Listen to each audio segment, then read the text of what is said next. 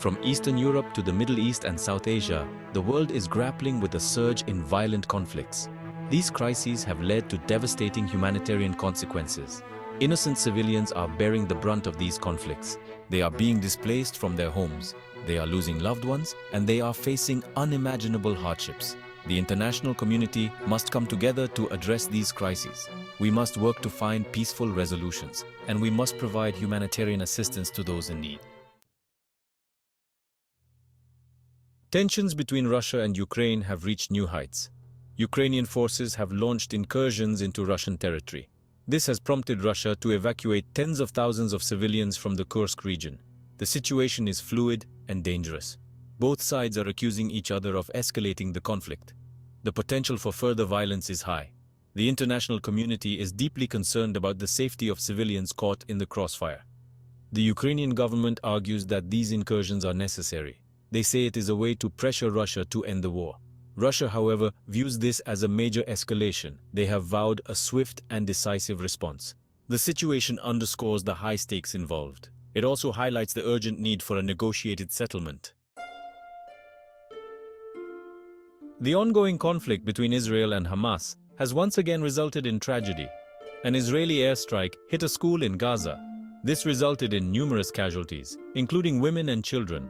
The incident has sparked international outrage. It has also fueled calls for an immediate ceasefire. Israel claims that the school was being used by Hamas to store weapons.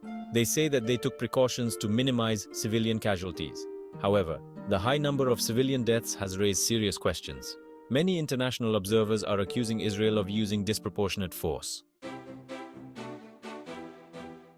Discord on the campaign trail, music, politics, and conspiracy.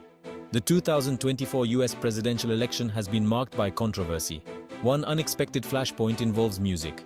The use of Celine Dion's music at a Donald Trump rally has ignited a firestorm of criticism. Some see it as an inappropriate use of her music. Others view it as a sign of Trump's declining mental state.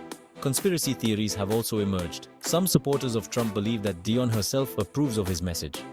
They point to her Canadian nationality as evidence. These theories underscore the deep polarization in American society. They also highlight the role of misinformation in the upcoming election. A Nobel laureate speaks out against violence in Bangladesh. In Bangladesh, Nobel Peace Prize laureate Muhammad Yunus has condemned the recent violence against minority communities. He has called for an end to the persecution. Yunus emphasized the need for peace and tolerance. He urged the government to protect the rights of all citizens. Yunus's statement carries significant weight. He is a highly respected figure both domestically and internationally. His words have drawn attention to the plight of minorities in Bangladesh. The government is now facing pressure to address the issue.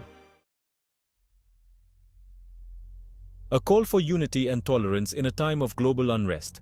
The world is facing a multitude of challenges. From wars and conflicts to political polarization and social unrest, the need for unity and tolerance has never been greater. It is essential that we come together as a global community. We must reject violence. We must embrace dialogue and understanding. International organizations have a crucial role to play. They must work to mediate conflicts. They must provide humanitarian assistance to those affected by violence. And they must promote peace and understanding between different cultures and communities.